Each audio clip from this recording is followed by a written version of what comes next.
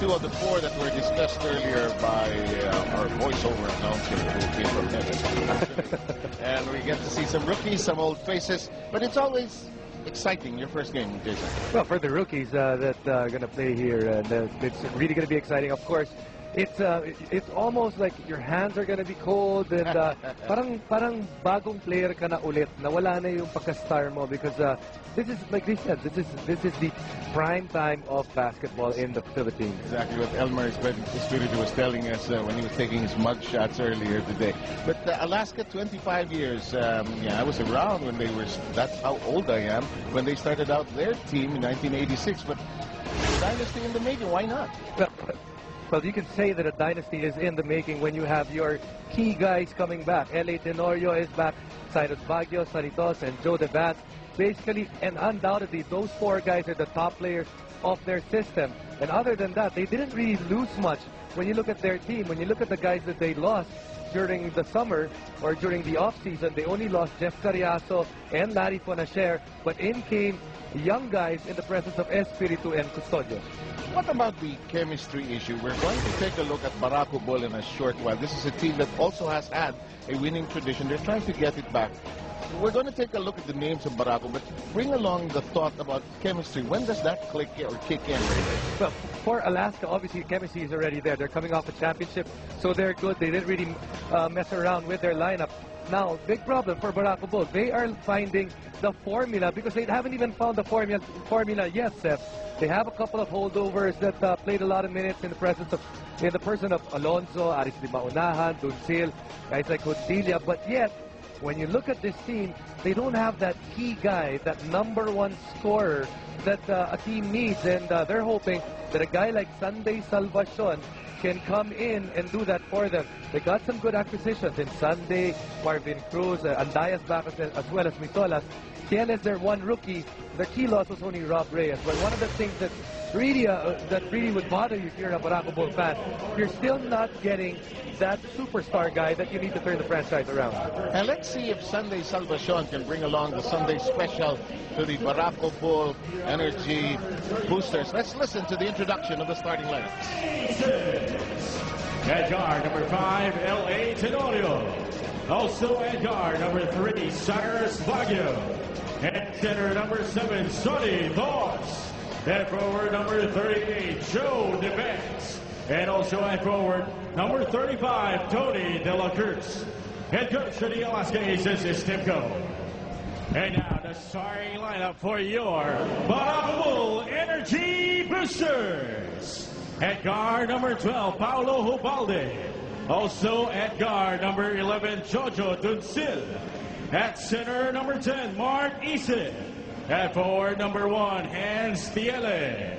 And also at forward, number 5, Rob Wainwright. Our referees in the ball game are Arcaneta, Noy Guevara, and June Manabe with Peter Balo as alternate referee. This game is under the supervision and regulation of the Games and Amusements Board. It's the Aces versus the Energy Boosters. PBA Atito.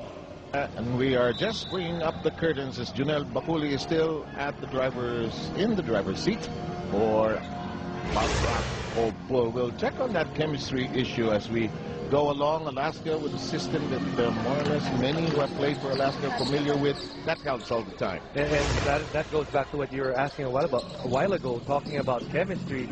Alaska has the magic formula. They've used it many times, so it's just a matter of the players trusting in that formula and making that system work for them. Oh, look at this. Hans Tiele with his first PBA points knocks it in, gives Barako the early lead. So hats off to Hans Tiele. You know, when it's your first game and you're willing to take the very first shot of the ball game, and that shows a lot of confidence. Yes, indeed. This Baguio didn't get it to go. And a resetting of the offense as the offensive board was picked up by Alaska. De La Cruz looks inside. And here's the shot from the outside by DeVance, who's feeling very 70s this afternoon. With a throw, you know. Fair day siguro pag hindi nagigising ng tama. Huwag na, yan na lang. I remember in the last conference, he actually had a very good winning percentage pag naka-afro siya. So, sige na. Yun na yun. In the meantime, the shot works again. Surprise for Barako Bull, huh? Hans Tiele, the guy that's putting in the points for them. And Hans Tiele, probably some of the Alaska players don't know him that well, and knocking in that shot from mid-range. And we have the first foul called by referee Marabe. 14 seconds on the shot clock. Georgia Duncil. In the meantime, here we go with Devance. The left-handed stab, nothing for Alaska still. They reset anew. Tony De La Cruz, Devance, usual starting lineup for Alaska. Baguio still can't drill it in. And here comes Ubalde. Duncil pops from 16. Yella gets the offensive board and they reset.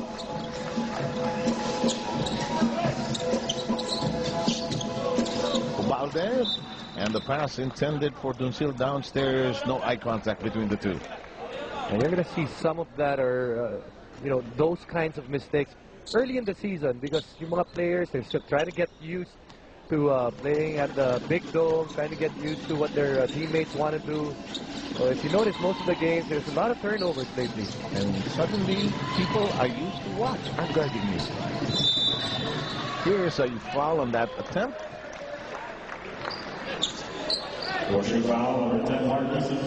Mark Isip is called for his first foul. We'll see Sonny Toss on the line for the first pair of charities for this afternoon.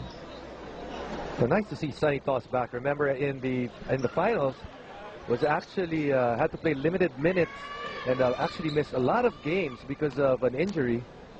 But looks prepared here to start the first conference of this season. For a starter, he'd like to play more, really, and he did miss that familiar role as just watching your teammates play. In the meantime, Isip, wow, look at this, that's 6-0. Isip has been known as a scorer, and there's a takeaway. Barako Bull, they're starting out very well in this game. Alaska could pay dearly by not paying close attention to what Barako is doing so far. The scoreboard shows it all. Wainwright just off. And here comes Tenorio. If you're probably thinking, if you're a Barako Bull fan, one of the teams that you don't want to face are is Alaska, because they just won a championship. But it's actually good because it gives you an opportunity to play a team that's still on a high. Probably didn't get a lot of time to put some practice minutes in, because remember, they did go to the United States to celebrate their championship. So right for the picking itong Alaska kung Barako Bull ka. And anybody who has done a trip to the United States in groups knows so many ad-libs take place. Nobody goes home at the same time. There's some relative to see, somebody to an old classmate to visit. Nakapagod din, ano? Sarap lang pumunta, pero napapagod din tayo. Pero masarap kasi yung sitwasyon na ganyan, yung team kasama mo, kasi malaking grupo eh. Yan. And Alaska, they travel buong pamilya eh, no? Samantala, Tiele, ahay! 6 points of the end. And every point is a career high, obviously, because it's his first game. But then, 6 points in 1 quarter for a rookie, those are big numbers and for you him. consider na hindi nakatulog ka gabi yan. Diba? There's this stab that does not work, and Alaska still scoreless after 3 minutes.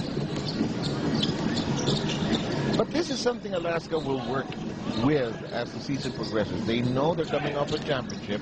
No excuses for today. But this is the feeling that they will have to work with, and Tim Cohn is visibly disappointed with the lackluster effort of his aces.